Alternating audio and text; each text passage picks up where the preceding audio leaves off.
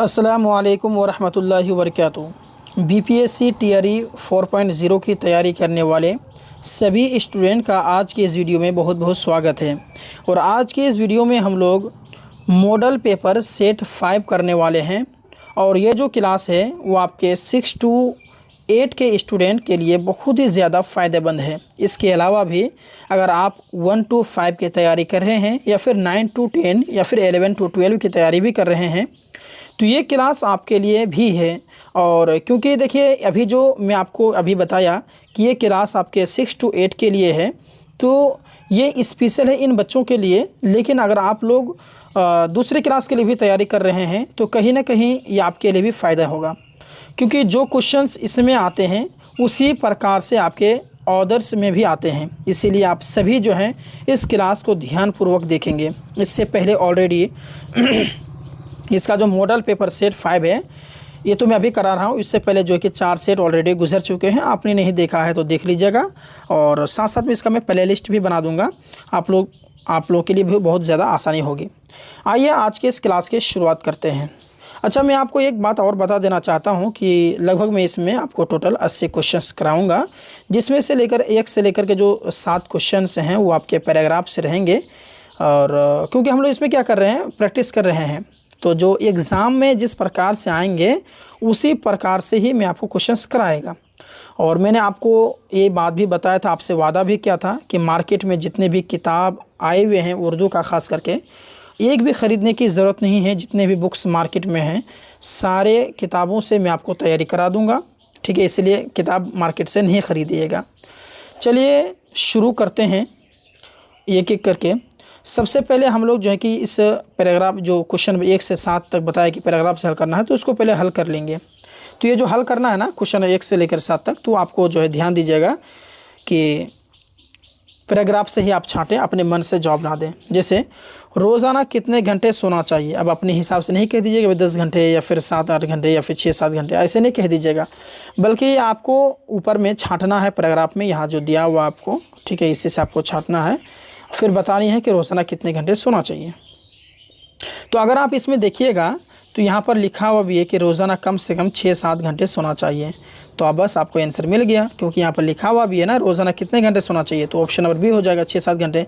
यहाँ लिखा हुआ भी है ऊपर में ना 6-7 घंटे सोना चाहिए, तो मिल गया। इसी हिसाब से आपको खोजना है। देखिए अगर प्रैक्टिस अगर आप करेंगे ना तो ये आसानी होगी। बिना प्रैक्टिस के भी आप इन क्वेश्चनों को हल कर सकते हैं, लेकिन वक्त लगेगा, इसीलिए प्रैक्टिस करते रहिए, बाकी जो है कि आसान है सब। क्वेश्चन 2 में है, इसमें क्या कह रहा है कि अपनी आँखों पर ख़ास तौर पर कब ध्यान देना चाहिए, अपनी आँखों पर ख़ास तौर पर कब ध्यान देना चाहिए। तो आइए देखते हैं कहाँ है इसका पैराग्राफ में, इसका अपनी आँखों पर ख़ास तौर पर कब ध्यान देना चाहिए। देखिए खोजिए कहाँ पर मिलेगा।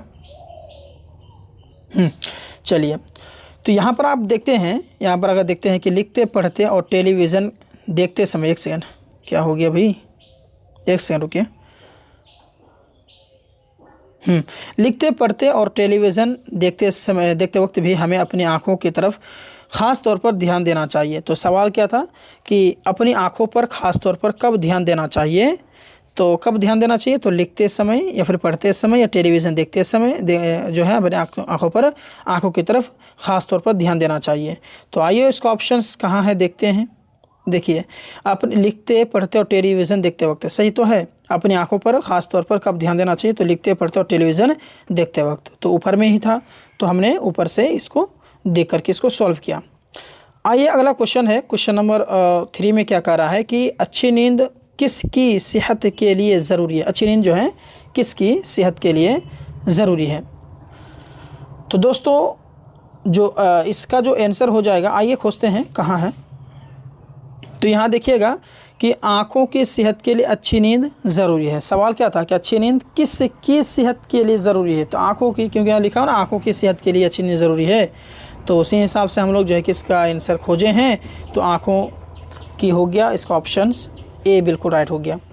अगला क्वेश्चन आपके सामने में कि जिस्म और आँखों की थकान कैसे दूर हो जाती है। तो खोजते हैं जिस्म और आँखों की थकान कैसे दूर हो जाती है। तो अगर आप ऊपर में देखेंगे तो यहाँ आपको दिखाई देगा कि नींद पूरी हो जाए तो जिस्म और आँखों की थकान दूर हो जाती है। मिल गया ना आपको।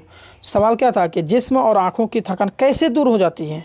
तो नींद पूरी हो जाए तो क्या लिखा हुआ है यहाँ पर कि नींद पूरी हो जाए तो जिस्म और आँखों की थकान दूर हो जाती है। तो इसका आंसर क्या हो जाए, नींद पूरी होने से। जिस्म और आँखों की थकान कैसे दूर हो जाती है, नींद पूरी होने की वजह से। तो वहाँ ऊपर में था ना, तो हम देख करके इसका आंसर देंगे, सॉरी। चलिए अब आइए अगला क्वेश्चन नंबर 5 की तरफ हम लोग ध्यान देते हैं। उसी हिसाब से इसको भी जवाब देना है, ठीक है। चलिए क्वेश्चन नंबर 5 में क्या कह रहा है, एक सेकंड। देखिए, कौन सी ग़िज़ा आँखों को नुकसान पहुंचाती है, कौन सी ग़िज़ा जो है आँखों को नुकसान पहुंचाती है। तो यहाँ अगर आप देखते हैं, मैं थोड़ा सा ऊपर कर लूँ क्या, चलिए देखते हैं कि नामुनासिब ग़िज़ा आँखों को बहुत नुकसान पहुंचाती है। मिल गया ना आपको, नामुनासिब ग़िज़ा आँखों को बहुत नुकसान पहुंचाती है। तो ऑप्शन नंबर क्या हो जाएगा इसका, नामुनासिब ग़िज़ा, यानी कि बी हो जाएगा। अच्छा, इसका सी भी हो सकता है, मसालेदार ग़िज़ा भी हो सकता है, क्योंकि ये भी जो है कि नुकसानदेह है, लेकिन हम लोग जो है कि उसको सी को काटेंगे, सी नहीं लगाएंगे बल्कि नामुनासिब ग़िज़ा ही लगाएंगे। कौन से ग़िज़ा आँखों को, क्योंकि इसमें जो पैराग्राफ में जो कहेगा उसी के हिसाब से हमको हल करना है ना, इसी वजह से। अगला क्वेश्चन है, क्वेश्चन नंबर 6 में क्या करा है कि आँखों की सेहत और हिफाजत के लिए किसकी रोशनी बहुत ज़रूरी है। तो भैया सूरज की रोशनी, क्योंकि देखिए मैं आप दिखाता हूँ, यहाँ देखिए आँखों की हिफाजत और सेहत के लिए सूरज की रोशनी बहुत ज़रूरी है। यहाँ लिखा हुआ है ना, मैं बढ़िया से आपको दिखा दूँ। देखिए, आँखों की हिफाजत और सेहत के लिए सूरज की रोशनी बहुत ज़रूरी है। तो आँखों की सेहत और हिफाजत के लिए किसकी रोशनी ज़रूरी है, तो भाई सूरज की रोशनी। पैराग्राफ सबको हल करना है। उसके बाद में यहाँ देखिएगा, अगला क्वेश्चन है कि आँखों में तनाव क्यों पैदा होता है। तो आँखों में तनाव क्यों पैदा होता है, इसका जवाब जो है क्या हो जाएगा, लेट कर पढ़ने से। और ये सही बात है, ठीक है, लेट कर पढ़ने से। अच्छा देखता हूँ मैं कहाँ है, देखिए इस तरह लेट कर पढ़ना भी अच्छा नहीं है। या ऊपर से बढ़िया पर कि लिखते पढ़ते और टेलीविज़न देखते वक्त भी हमें अपनी आँख की तरफ ख़ास तौर पर ध्यान देना चाहिए। इस तरह लेट कर पढ़ना भी अच्छा नहीं है। तो आँखों में तनाव क्यों पैदा होता है, लेट कर पढ़ने से, ठीक है। चलिए अब आइए अगला क्वेश्चन। अच्छा, अभी तो मैंने 1 से लेकर के जो 7 तक क्वेश्चन हल किया, ये आपके किससे था, पैराग्राफ से था, ठीक है। 1 से 7 तक जो हमने हल किया वो कहाँ से हल किया, हमने पैराग्राफ से हल किया। अब आगे जो हम लोग हल करेंगे वो आपके कुछ ग्रामर से रहेंगे, ठीक है, कवायद रहेंगे, और कुछ जो है कि जो नक़ाद हैं या फिर अफसाना निगार हैं, नावल निगार हैं, उनके बारे में कुछ रहेंगे, और कुछ अशार से भी रहेंगे, यानी मिक्सिंग क्वेश्चंस रहेंगे ये आपके लिए, ठीक है। क्योंकि हम लोग प्रैक्टिस कर रहे हैं, तो सभी तरह के क्वेश्चंस जो है मौजूद होना चाहिए क्लास के अंदर में, ठीक है। अगला क्वेश्चन है कि इनमें से कौन सी नज़म मुज़फ़्फ़र हनफ़ी की है। मुज़फ़्फ़र हनफ़ी की कौन सी नज़म, सब्र का फल, औरतों का दर्जा, या फिर आपके जुगनू, या फिर एक लड़की का गीत। तो इनमें से कौन सी मुज़फ़्फ़र हनफ़ी की है। तो सब्र का फल, ये जो नज़म है ये आपके मुज़फ़्फ़र हनफ़ी का है, सब्र का फल। अगला क्वेश्चन है कि सैयद मुश्ताक़ अली की पैदाइश कब हुई। सैयद मुश्ताक़ अली, ठीक है। तो इसकी जो पैदाइश है वो कब हुई है, तो मैं आपको बता देना चाहता हूँ भैया 1914 में हुई है। सैयद मुश्ताक़ अली की पैदाइश जो है 1914 में हुई है। देखिए इसको तो समझाने वाला है नहीं, ऑब्जेक्टिव हैं, इसलिए मैं आपको बता रहा हूँ। जो क्वेश्चन आपको समझाने का रहेगा, मुझे ऐसा लगे मैं आपको बता दूंगा, लेकिन अभी क्लास कर रहे हैं आप भी अपनी राय दे सकते हैं, कमेंट कर सकते हैं कि आपकी क्या समस्याएं हैं और किस तरीके का मतलब कि आप चाहते हैं, कमेंट करिएगा। झेल में से कौन सी नज़म कनौल डिबायूवी की है। कौन सी नज़म कनौल डिबायूवी की है। तो ये हो जाएगा मेरा हिंदुस्तान वतन, सी ऑप्शन आपका राइट हो जाएगा। अगला क्वेश्चन देखिए। अच्छा, आप लोग बहुत सारे स्टूडेंट ऐसा है जो कि कमेंट कर रहे हैं कि सर इससे क्लासेस कब हो रहे हैं, क्लास का टाइम टेबल बताइए। तो देखिए दोस्तों, क्लास का जो टाइम टेबल है वो आपके 8 बजे आपके पीएम को है। ठीक है, तो आप सभी जो है कि अपने समय निर्धारित पर हमारे चैनल पर आप आ सकते हैं। ठीक है, और आप कहेंगे सर डेली क्लासेस होती हैं, भाई डेली नहीं होती है, एक दिन के बाद एक दिन होती है। जैसे आज क्लास आपकी हो रही है ना, कल आपके छुट्टी रहेंगे, फिर परसों आपकी क्लास होगी, फिर उसके नेक्स्ट दिन आपकी छुट्टी, फिर क्लास, फिर छुट्टी, फिर क्लास। इस प्रकार से एक के बाद एक दिन क्लासेस होती हैं उर्दू की, डेली आप लोग ज्वाइन हो सकते हैं। ठीक है, नेक्स्ट सवाल है आपके सामने में कि हिचकी बंधना, इस मुहावरे का मतलब बताइए। हिचकी बंधना, तो इसका मतलब क्या होता है? हिचक हिचक कर रोना, ये ठीक है, ये चीज़ हो गया। तो ये तो आसान था। आइए अगला क्वेश्चन है। क्वेश्चन जो है कि इसमें क्या कर रहा है, क्वेश्चन नंबर 12 में देखिएगा कि शेर है, सूरज डूब गया रो फैली, सूरज डूब गया रो फैली, रात की चादर मैली मैली, हर सो फैल गया अंधेरा, थक कर सोया दिन बेचारा। तो ये जो अशार है, ये अशार किस नज़म के हैं? तो ये नज़म जो है ना, अगर आप पढ़े होंगे आप बता सकते हैं कि ये नील गगन में तारे जो हैं, नील गगन तारे इसकी है। ठीक है, चलिए अगला क्वेश्चन है कि मिनी ने ये मित्रा किसका नाम रखा था? मिनी ने मित्रा किसका नाम रखा था? तो ये बतख का नाम रखा था। ठीक है, बतख का नाम रखा था। नेक्स्ट सवाल आपके सामने में कि पोंगल के लफ्ज़ी माना क्या है? पोंगल जो है इसका लफ्ज़ी माना क्या है? तो पोंगल के लफ्ज़ी माना है चावल की खीर। ऑप्शन नंबर आपका भी बिल्कुल राइट हो जाएगा, चावल की खीर। अगला क्वेश्चन है कि डॉक्टर जाकिर हुसैन कब पैदा हुए? डॉक्टर जाकिर हुसैन कब पैदा हुए? तो ये आपके 1897 को पैदा हुए थे। ऑप्शन नंबर आपका ए बिल्कुल राइट हो जाएगा, 1897। नेक्स्ट सवाल, आइए अगला क्वेश्चन देखते हैं। अगला क्वेश्चन आपके सामने में कि डॉट डॉट रहने की मोहलत कोई कब पाता है? डॉट डॉट रहने की मोहलत कोई कब पाता है? आता है अगर आज तो कल जाता है। खाली जगह को दिए गए लफ्ज़ से पूर्ण कीजिए। तो क्या हो जाएगा?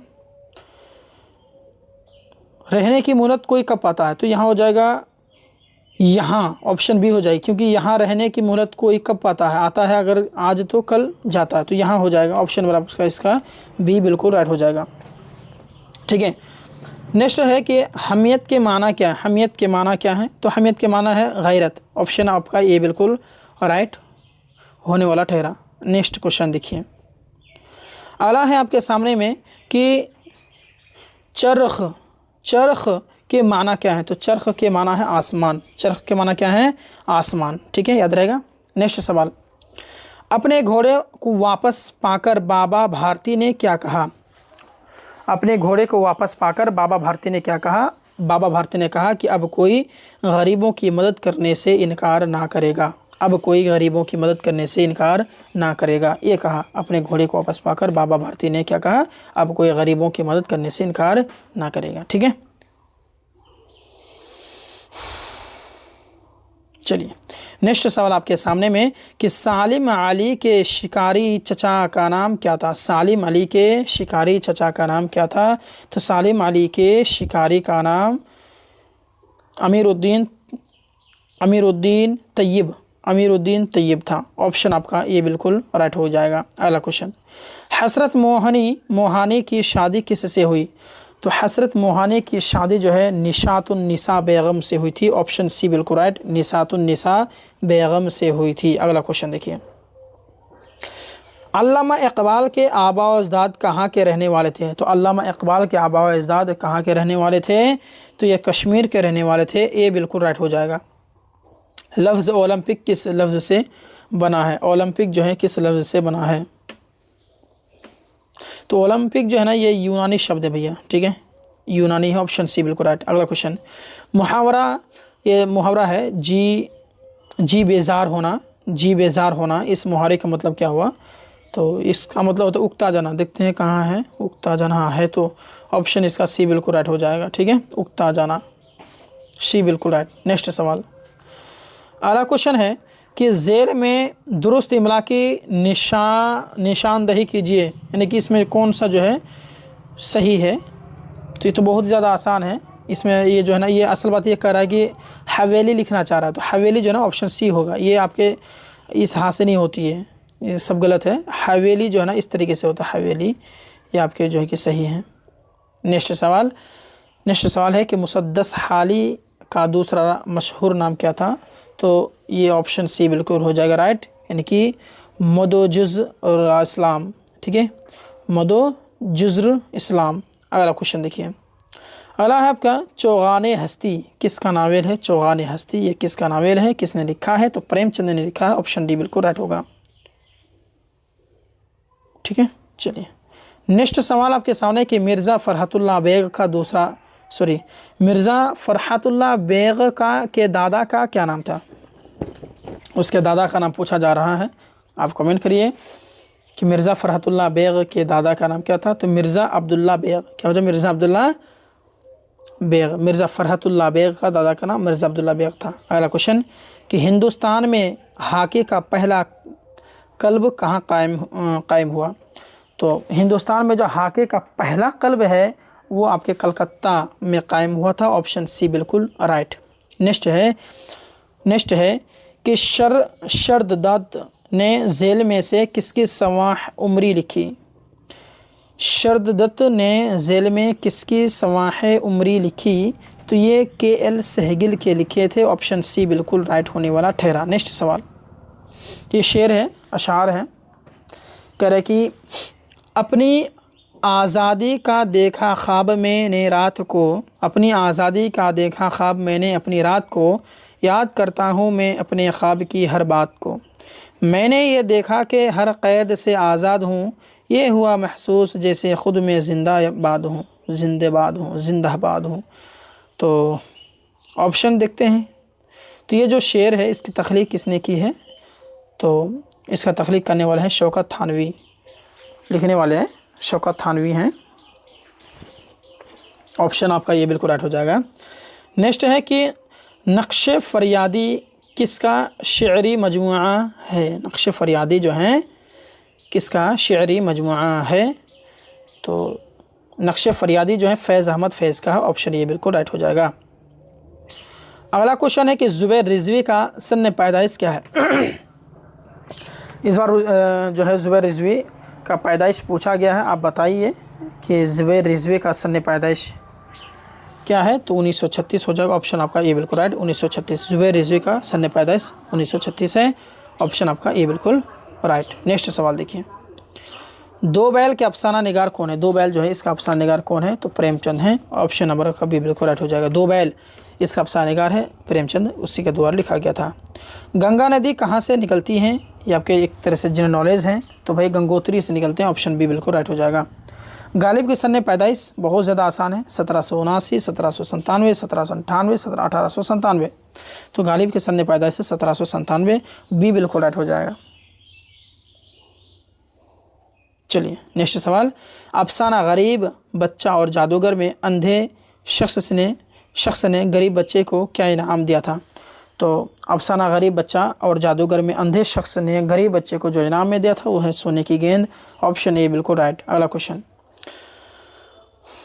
कह रहा है कि अफसाना बहादुर बच्चा में फूल सिंह क्यों काँप रहा था?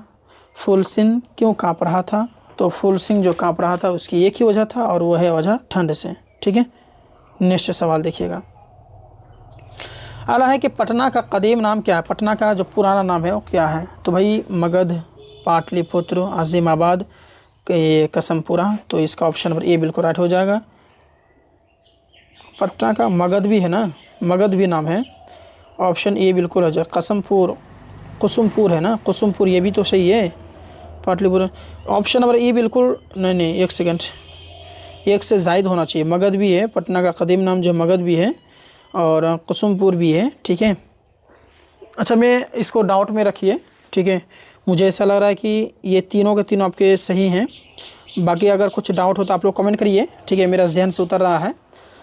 मगध तो है ही, कुसुमपुर भी है क्या? ये आप लोग कुसुमपुर भी होना चाहिए। ठीक है, बाकी मैं इंशाल्लाह जो कि नेक्स्ट क्लास में बता दूंगा, आप लोग भी अगर जानते हैं तो कमेंट करिएगा। ठीक है, अगला क्वेश्चन देखिएगा। अगला क्वेश्चन है क्वेश्चन नंबर 40 में हम लोग अभी जो है कि बीच में पहुंच चुके हैं, क्योंकि 80 क्वेश्चंस कराने का वादा है ना, तो 40 क्वेश्चन जो है कि अभी कंप्लीट हो रहे हैं।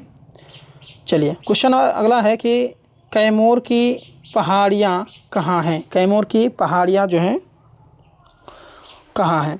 तो कैमूर की जो पहाड़ियाँ हैं वो है आपका सहसराम में। तो इसका ऑप्शन नंबर आपका ए बिल्कुल राइट हो जाएगा। नेक्स्ट आपका अशार आ गया, इसमें कह रहा है कि सबक ऐसा पढ़ा दिया तूने, सबक ऐसा पढ़ा दिया तूने, दिल से सब कुछ भुला दिया तूने, बेतलब जो मिला मिला मुझको, बेगर्ज जो दिया दिया तूने। तो दर्ज बाला अशार किसके तख्लीक है?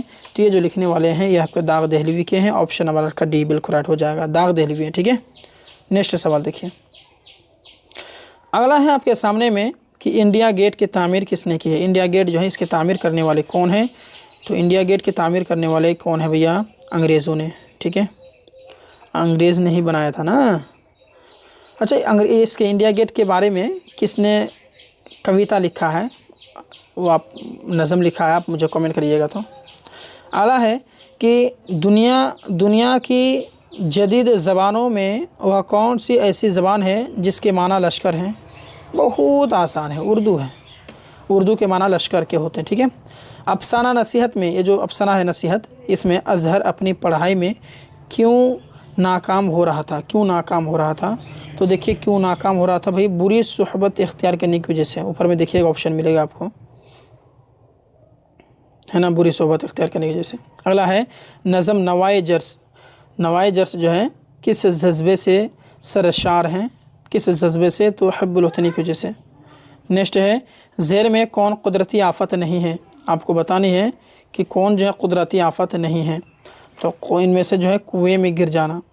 ठीक है, अगला ऑप्शन, अगला क्वेश्चन देखिएगा कि निअमत खाना क्या है? निअमत खाना जो है ये क्या है? तो निअमत खाना ये मुरक्कब है, क्योंकि इसके हिसाब से देखा जाए तो, क्योंकि निअमत खाना जो है दो चीज़ों से मिलकर बना है। मुरक्कब मतलब होता है जब दो लफ्ज़ को जोड़ करके एक बना दिया जाए। ठीक है, मीनिंगफुल होना चाहिए तो उसको मुरक्कब कहते हैं। मुरक्कब का मतलब होता ही जोड़ना है।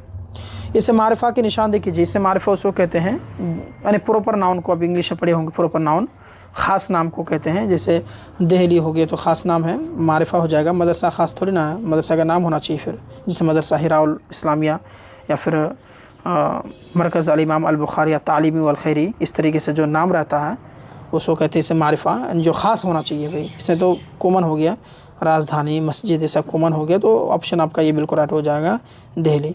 नेक्स्ट है कारखाना। तो ये आपके क्या है? देखिए असल बात है ना कि ये क्या है, कारखाना। ये आपके इसमें ज़रफ़ हो जाएगा। आप बोलेंगे सर क्या है?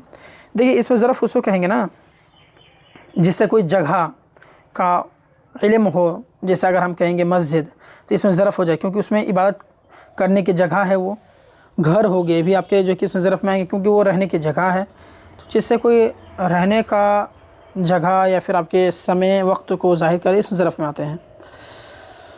अच्छा, आप लोग कमेंट कीजिएगा कि इसमें ज़रफ़ की कितने किस्में हैं, आप लोग कमेंट कर सकते हैं। धुलाई कौन सा इसम है? धुलाई जो है वो कौन सा इसम है? तो धुलाई इसम मुआवज़ा है, डी बिल्कुल राइट हो जाएगा। नेक्स्ट है कि असगर ने कहा मैं स्कूल जा रहा हूँ, इस जुमला में कौन सा ज़मीर है? ज़मीर की निशानदेही आपको करना है, मतलब कि ये कौन सा ज़मीर है? तो ये आपके हो जाएगा ज़मीर मुतलक़। ऑप्शन आपका ए बिल्कुल राइट हो जाएगा। अगला क्वेश्चन देखिए,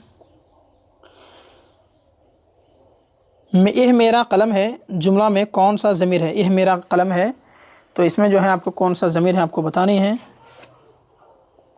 तो ये मेरा कलम है जुमला में ज़मीर मतलब कि इशारा है। आप बोलेंगे सर क्या है? देखिए इसमें क्या हो रहा है ना, इशारा कर रहा है कि यह मेरा कलम है। अगर यह नहीं रहता ना तो फिर कुछ और हो सकता था, लेकिन यहाँ पर यह आया हुआ नहीं, इशारा करके बोल रही है यह मेरा कलम है, इशारा, तो ज़मीर इशारा हो जाएगा।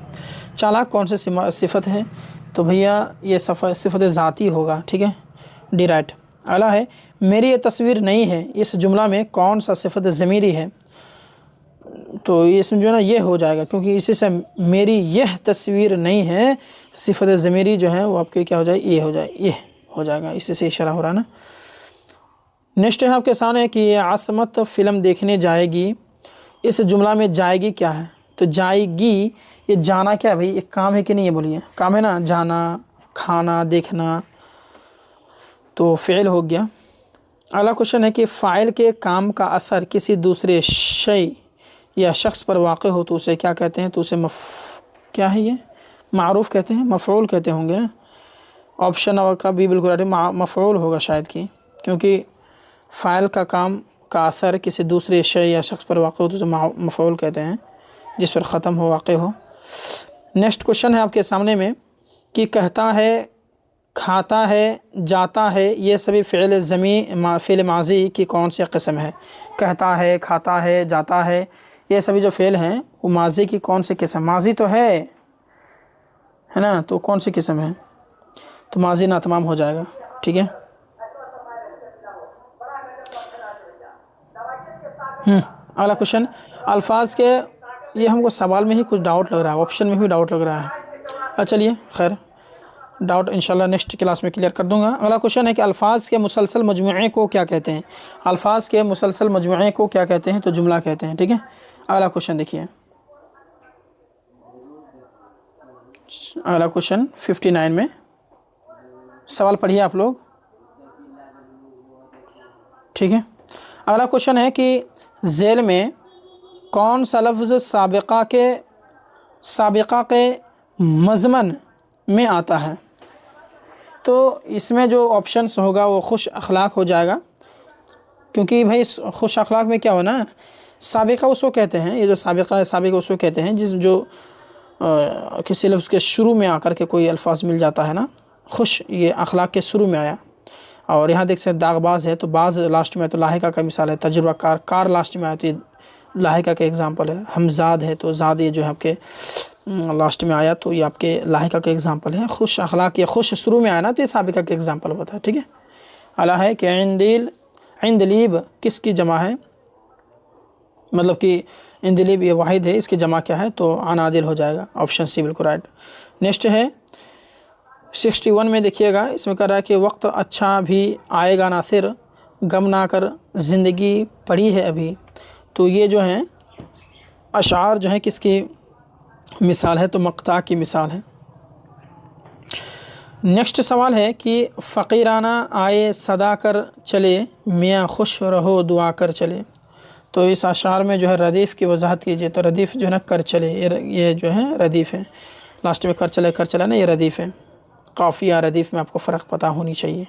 अगला क्वेश्चन है कि घोड़ा हो, कलम हो, बारिश हो, इस किसकी मिसाल है? तो ये कलमा की मिसाल है। ठीक है। नेक्स्ट सवाल है कि हमारे मुल्क का नाम हिंदुस्तान है, इस जुमला में कौन सा इसम है?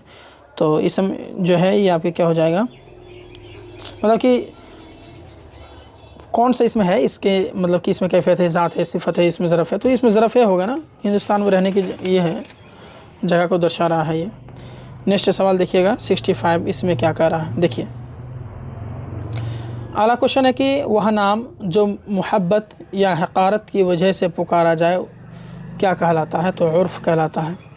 ज़मीर इस्तिफ़ामिया की मिसाल ज़ेल में से कौन है? इस्तिफ़ामिया उसको कहेंगे जो सवाल वगैरह पूछा जाता है ना, तो क्या है जो है इसमें सवाल पूछ रहा है ना, तो इस्तिफ़ामिया हो गया। नेक्स्ट सवाल है कि वह नज़म जिसका हर बंद 4 मिसरों पर मुश्तमिल हो उसे क्या कहते हैं? तो मुरब्बा कहते हैं। 4 मिसला है तो मुरब्बा। अब मसलस में 3 होता है, मखमस में आपके 4 ये होता है।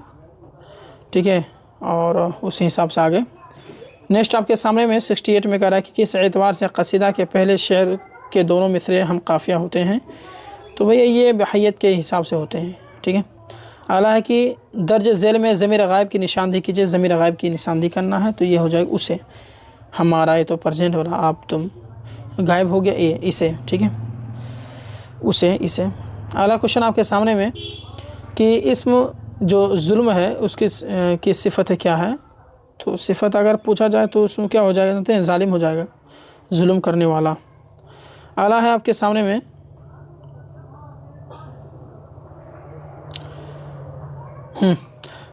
आला है आपका सिफ़र, स्वाद के नीचे ज़ेर है। सिफ़र के माना ज़ेरो के है, जबकि सफ़र के माना क्या है? तो सफ़र के माना है कमरी, साल का दूसरा महीना, यानी चाँद का दूसरा महीना है। अगला क्वेश्चन 72 में देखिए, इसमें क्या कर रहा है कि मुझे घर जल्दी जाना है क्योंकि माँ इंतज़ार कर रही है। इस जुमला में हुर्फ़ इल्लत की पहचान करना है कि हुर्फ़ इल्लत क्या है? तो क्योंकि जो है ना ये आपके हुर्फ़ इल्लत है। रोशन चालाक है, जुमला की तरकीब नहवी करके बताइए कि इसमें कौन सा फ़ेल मौजूद है। रोशन चालक है ना, तो रोशन चालक है, इसमें जो है कि फ़ेल नाक़िस हो जाएगा। ठीक है, अगला क्वेश्चन देखिए। कम बख़त नीमबाज आलिशान क्या है? कम बख़त नीमबाज आलिशान ये क्या है? तो साबिक़ा है, क्योंकि शुरू में आ रहा है ना, जिसे कम वक्त के शुरू में कम आ गया, बाज़ के शुरू में नीम आ गया, आलिशान में शान के शुरू में आली आ गया, तो ये सभी आपके साबिक़ा का एग्ज़ाम्पल है। इंशाइया में मरकज़ी ख़याल नहीं होता, जबकि मज़मून में यह होता है। क्या होता है? इंशाइया में मरकज़ी ख़याल नहीं होता,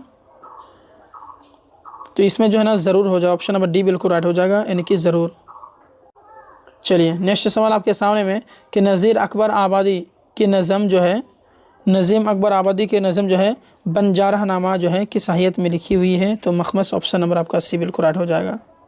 ये सब आप याद कीजिएगा। ठीक है, नेक्स्ट है आपके सामने में कि आज़ाद नज़म का आगाज़ सबसे पहले किस मुल्क में हुआ? तो किस मुल्क में हुआ था जानते हैं? यह होता फ्रांस में, ऑप्शन बी बिल्कुल राइट। वह कौन सी खुसूसियत है जो दास्तान को नावेल से जुदा करती है? तो हो जाएगा माफ़ौक़ल फ़ितरत अनासिर, ऑप्शन आपका सी राइट होंगे। नेक्स्ट है आपके सामने में कि तक़रीज़ निगारी से मुराद क्या है? तक़रीज़ निगारी से मुराद क्या है? तो किसी किताब के बारे में राय देना, ये तक़रीज़ निगारी का से मुराद है। आखिरी सवाल है कि जमा मुसक्कर की पहचान कीजिए, कौन है इसमें? तो शयातीन हो जाएगा। ठीक है, चलिए तो आज के इस क्लास में हमने फिर से आपको 1 से लेकर के आपको 80 क्वेश्चन हल कराया, जिसमें से 1 से लेकर के 7 क्वेश्चन आपके पैराग्राफ से थे, और बाकी क्वेश्चंस जो थे है ना, यानी कि 83 क्वेश्चन जो थे वो आपके जो है कि मिक्सिंग क्वेश्चंस थे, जिसमें से शेर व शार से भी थे, नावल निगार, अफसान निगार, तनक़ीद निगार जो शोरा इकराम हैं तो उनसे भी थे, उनके पैदाइश से लेकर के हर एक चीज़। और उसके अलावा हमने जो है ग्रामर से भी हल किया है। इस हिसाब से हमारा जो है कि आज 5 जो सेट है वो आपके मॉडल सेट जो आपके 5 हैं वो क्लियर हो चुके हैं। इंशाअल्लाह हम लोग जैसी चीज़ यही रफ्तार जो है चालू रखेंगे। और मैं आपको फिर से क्लास का टाइम टेबल बताना चाहूँगा कि डेली जो है कि आपको डेली नहीं, मतलब एक दिन के बाद एक दिन क्लासेस चलती हैं इसी यूट्यूब चैनल पर, जिस पर भी आप क्लास कर रहे हैं। चैनल को सब्सक्राइब कर लीजिएगा। और मैं आपको जो कि संपूर्ण तैयारी, अगर आप उर्दू रखे हुए हैं तो टेंशन नहीं लीजिए, क्योंकि उर्दू की ज़िम्मेदारी मेरी है। मैं इंशाल्लाह जो है कि आपको क्लियर करा देगा। ठीक है, चाहे आप लैंग्वेज उर्दू रखे हों, चाहे आप सब्जेक्ट उर्दू रखे हों।